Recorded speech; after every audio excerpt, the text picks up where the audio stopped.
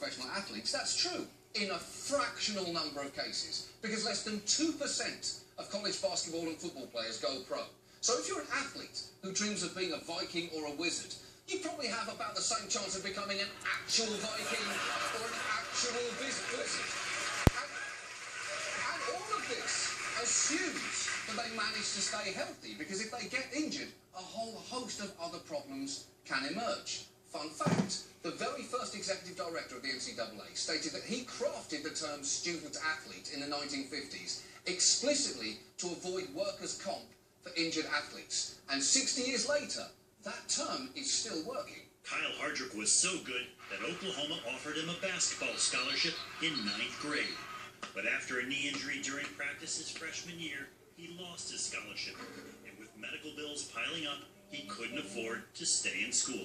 If it was workman's comp, my son would have been taken care of for the rest of his life. He would have been able to finish his college.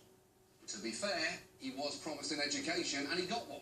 A first-class education in how little schools sometimes give a shit about their student athletes. This whole system seems fundamentally flawed, and yet the NCAA constantly insists there is no way athletes can be paid even a nominal amount, because the notion of converting a student to a paid employee is something that is utterly antithetical to the whole principle of intercollegiate athletics. It completely changes the entire notion of what college sports is all about.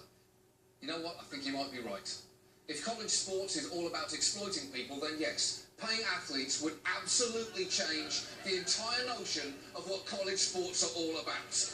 And look, no one is saying that they need to be paid millions, or hundreds of thousands, or the same amount, or even that every school needs to pay every athlete. But to pay everyone zero when the kid selling their jersey at the campus bookstore gets $10 an hour seems a little bit strange.